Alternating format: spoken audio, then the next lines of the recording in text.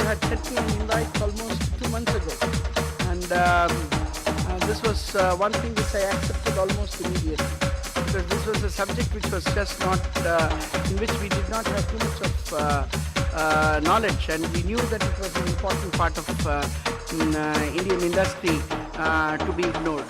And I'm happy to be here with all of you, and happier still to be spending the entire day with you, hearing experts and practitioners and users and also business personnel in this field to know the actual, the real problems.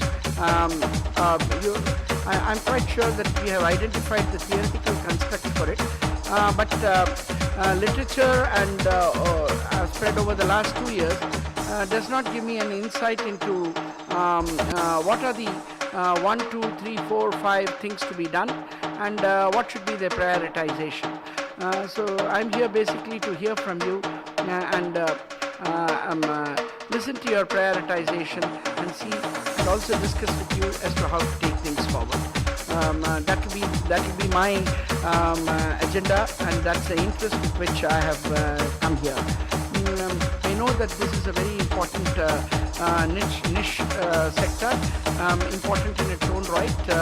It's a group of very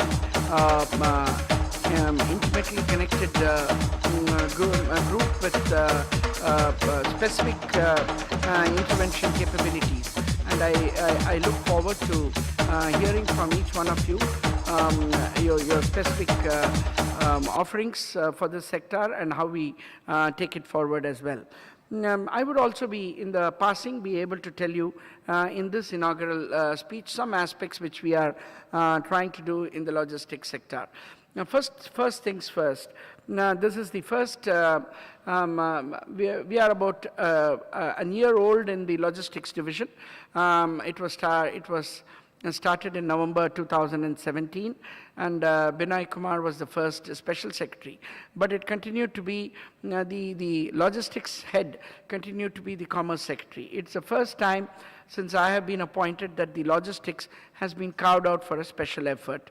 And I head the logistics division independently to be able to address its problems. We also recognize that what comes first, logistics comes first or trade, and depending upon how you consider it, different answers are possible. But if you take it that logistics infrastructure is a prerequisite for trade, you will find that it is the conundrum of the chicken and egg situation is addressed by putting logistics at the first part of the agenda. And without logistics infrastructure, without logistics being planned out, no trade can actually take place. This is particularly true in foreign trade.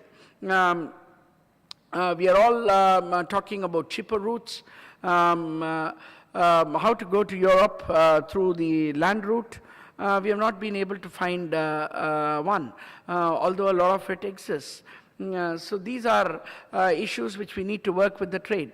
When you are talking of apparels, I would look upon you as the first users or the earliest users of the road link from India to Europe.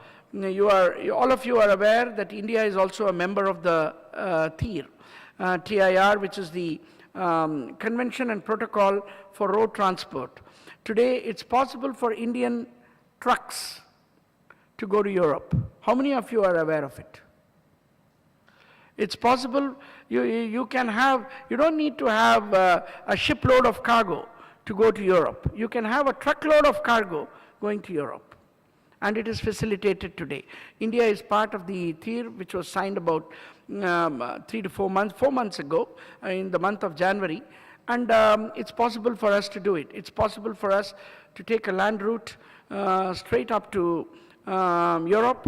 And it's possible to do it in smaller consignments. You can have a container containing the consignments of dozens of you, or one of you, or a part of you. So those are things which are possible, and that's one of the things which might interest you. I would look upon your apex associations to be, I'll be looking upon your support to make this happen, because it's a matter where you could have easy access. So India to Europe will be 6 days. So those are all possible, and in the realm of not distant possibility, but near possibility as well. But we need to work out, as they say, the devil is in the details, and we need to work out those details along with all of you and with other elements of the trade. I can only tell you in the passing that I've been in many sectors my job has carried me into many sectors.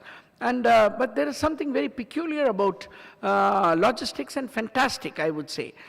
There are a large number of associations in the logistics sector. I have actually counted 47. So even if I meet one association per week, my year is made. And the second important thing is, most of these associations work in close coordination with each other because of cross memberships across associations. I see here, you catch hold of Freight Forwarders Association, you would catch hold of AMTOY as well. So cross memberships do help, and across the board, and there is a subtle difference between things which they do and address, and I find it fascinating to be able to work with all of them, because I do not see telling that we are I've never heard the word in logistics. My honeymoon period is over. I'm 6 months into this sector, and I've never heard anybody say that this is a rival association. They've always said there is a friend association. So that's one of the big things in logistics. I think we should leverage that as not only as a community, but as interactive communities as well. The second thing which I would say in the logistics is, I've been, in the month of February, we had announced the draft policy. We wanted to issue it, but when we were discussing with the minister, we took the view that there should be an industry-wide consultation and a broad-based one, not just as a cursory one. And we did get a huge number of suggestions. Those suggestions told us two things. One is we are on the right track as far as policy is concerned. And almost 99% of the suggestions which came from the industry, in our opinion, was related to its implementation. So we got an idea of the second factor itself. In most of the time in policy formulation, you announce the policy and you don't know what's the elements of those policy. And generally there is a disconnect between the policy formulator as regards the actionable items and the industry as to what the actionable item should be. Here I have no such confusion. I have a bouquet, and I would say a wonderful bouquet of things which the industry wants, and we share a lot of them as well. I would say almost an overwhelming numbers. Of course, there are some aspects which we feel we would not be able to address it in the duration of the policy term, which is 3 to 5 years. But it's not, that does not mean that we do not share the view. We have communicated to particular associations about the way we will address those recommendations which they have made, and all of them have been particularly happy about the way we have dealt with. So once we are post May 23rd, we will have some movement on this sector. A second important thing which is particularly relevant to the apparel logistics is the Multimodal Act. We are recasting it, and the beauty about the recast is that it's entirely based on industry's suggestions. There is not a single element in the draft which has not been recommended by the industry, and there is nothing original from our side as well. So it's a matter wherein when the industry has when we have talked of regulation, we have talked of industry-based regulation, and considering that several of the associations are in a position to shoulder responsibility, we have also suggested that could be incorporated in the Act. It might be one of the far-reaching ways by which business is done in this country, because no other sector of the economy has got industry-based regulations as much as logistics is likely to have once we get through the multimodal bill. The third important aspect is logistics. I mean, what is the overriding motive of the division? The overriding motive is reducing logistics costs. Easier said than done, because logistics per se constitutes monopolies. You cannot get you cannot bring it to Mumbai and say, I want an alternate port. You have the port, it's fixed. And that's where I think some of our problems lie, in terms of rates which we charge at our ports, the rates which we charge for our cargo, and the way we structure them. We structure these aspects. We are going into each one of them, and I'm happy to tell you that industry associations have responded very positively that this matter should not be decided whether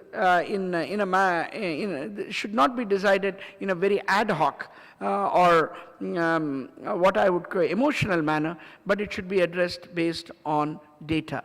And we will be having data-based decisions.